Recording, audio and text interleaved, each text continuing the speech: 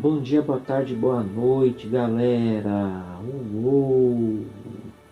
Estamos aqui na aula de diálogo interreligioso, num formato novo, podcast, para que vocês se concentrem mais no áudio, mais no interior, não precisa se concentrar em imagens. Vamos respirando, vamos nos concentrando.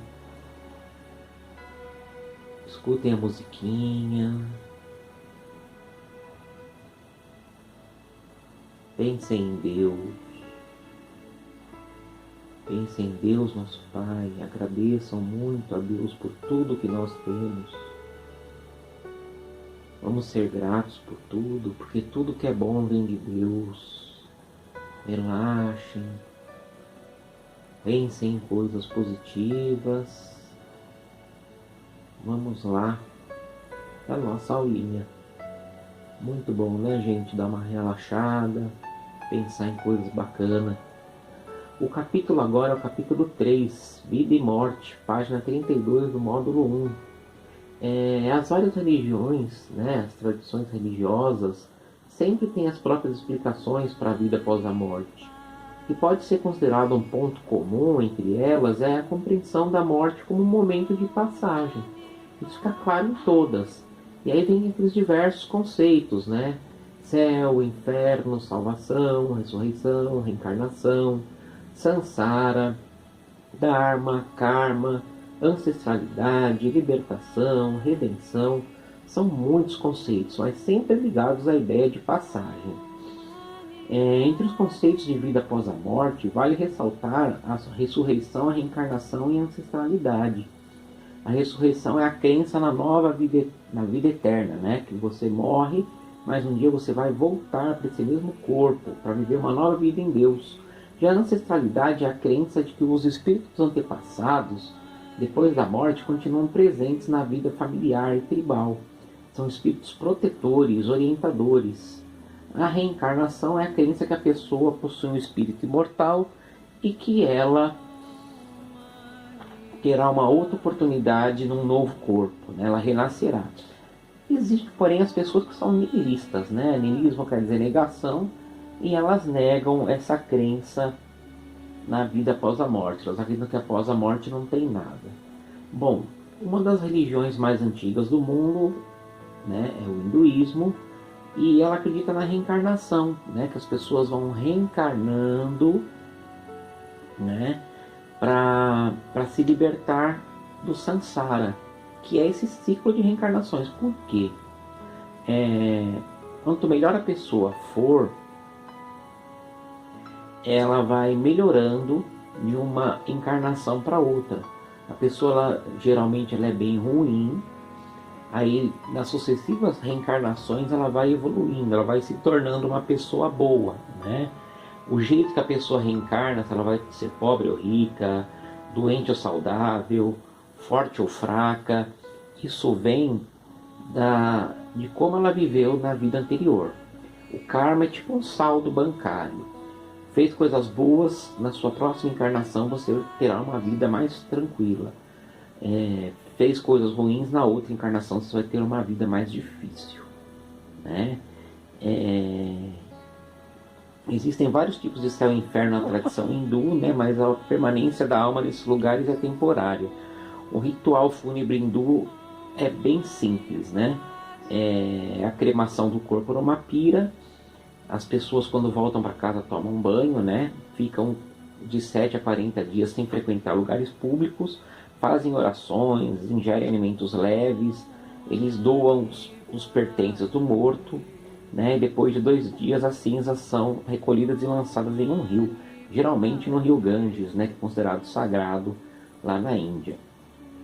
Os hindus, eles acreditam na transmigração, né? Que a alma de um ser humano ela pode reencarnar também no reino dos animais e no reino das plantas, né? Que era para satisfazer os desejos inferiores, né? Quando o ser humano está num estado bem baixo.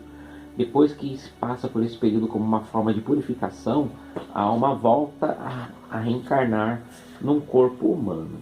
Já no candomblé, uma religião de origem africana mais organizada no Brasil, a morte é uma passagem por uma outra dimensão, que o espírito falecido vai permanecer junto com os orixás e os eguns, né? Os eguns são os espíritos dos mortos.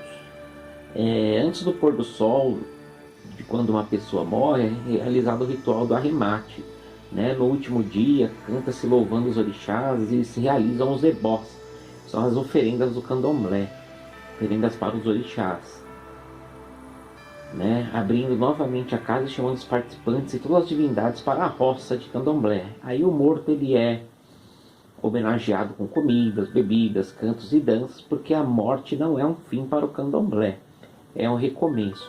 Para as religiões monoteístas, né, como nós chamamos judaísmo, cristianismo e islamismo, existe a ideia de reencarnação, de ressurreição. Né? Elas têm nuances diferentes, mas todas acreditam numa espécie de prêmio para os que foram bons e castigo para os que foram ruins, né? Os judeus acreditam que a morte faz parte da vida. Quando a pessoa da religião judaica ela morre, ela é sepultada, apenas enrolada num pano branco, né? O corpo é lavado, depois enterrado no pano branco, e os judeus esperam que tenham uma vida boa, né? Façam coisas boas para que possam ir para o Gan Eden, né? O Jardim do Éden. Quando eles fazem coisas ruins, eles vão ficar durante um ano no purgatório, aí paga todos os pecados, né? O purgatório seria um inferno temporário, e aí essa pessoa está apta a ir para o Gan Eden, o Jardim do Éden. Os cristãos, né, quando a gente fala de cristãos generalizando, porque são muitas as doutrinas, eles acreditam que quando Jesus voltar, os mortos serão ressuscitados e serão julgados. Os que fizeram coisas boas e não pecaram, terão vida eterna no mundo novo que virá, o mundo de justiça de Deus. Já quando a pessoa não teve uma boa conduta, ela vai para o inferno depois do julgamento, né? Um lugar de ausência de Deus. No islamismo também é parecido, né? Eles acreditam no juízo final. Os que forem justificados perante Deus irão para o paraíso, e os que não foram justificados perante Deus vão para o mármore do inferno, vão queimar pela eternidade, né? O ritual fúnebre islâmico ele tem que ser rápido, né? O corpo é preparado com banhos de purificação, né? Com água, com perfume, enrolado em faixas de tecido e enterrado diretamente na terra, menos em locais onde isso não é permitido. No Brasil, por exemplo, o morto não pode ser sepultado diretamente na terra por questões sanitárias. Ele é sepultado dentro de um caixão e aí na terra. No Brasil não é permitido enterrar diretamente no solo.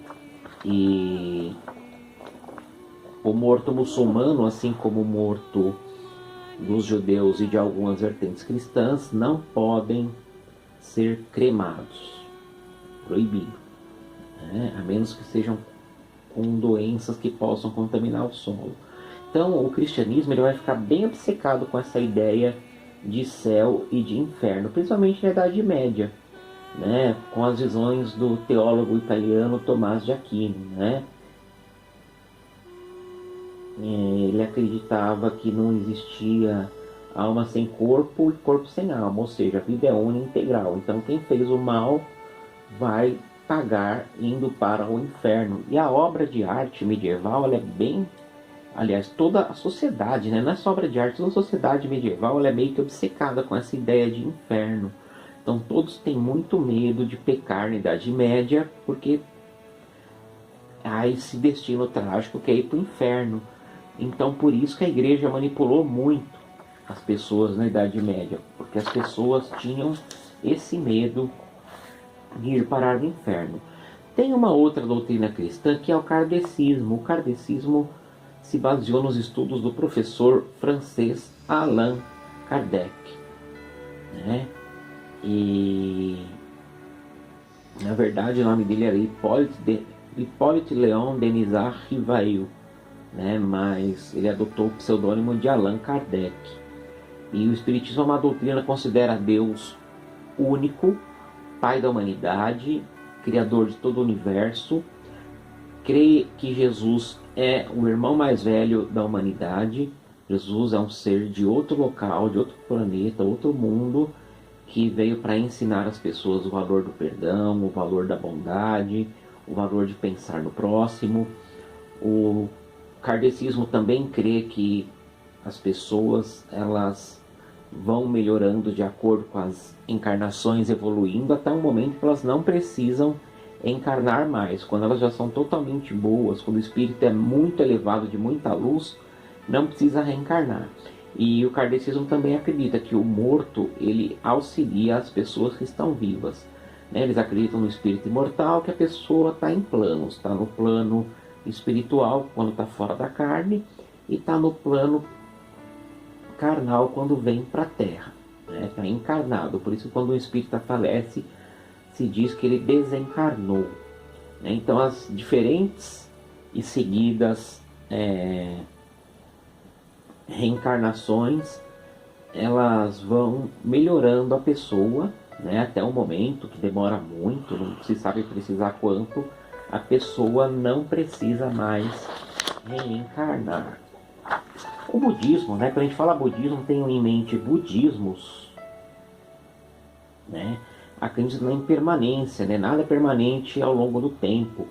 E a consciência da impermanência do mundo permite ao ser humano se libertar de apegos e, consequentemente, de sofrimentos, uma vez que o apego e a perda lhe causam dor, ou seja, o ser humano tem que se desapegar. Isso é uma das principais mensagens do budismo. E o livro de vocês vai citar, por exemplo, que existem rituais funerários como flores dentro do caixão, colocar sobre a mesa uma tigela com arroz cozido, água, um vaso de flor, velas, incenso, para que nada falte ao morto. Mas isso é complicado, porque o budismo tem muitas seitas diferentes. O livro até cita que tem famílias que se reúnem em homenagem ao morto a cada 7 dias, até fazer 49 dias, mas como falei em outras vezes, o budismo ele é muito amplo, muito diversificado, são muitas seitas japonesas, indianas, nepalesas, enfim. Bom, galera, então nós vemos que existem muitas visões sobre a vida e sobre a morte, e espero que vocês tenham gostado. Qualquer dúvida, entre em contato com o professor, respondam as 5 perguntinhas do questionário. Uou!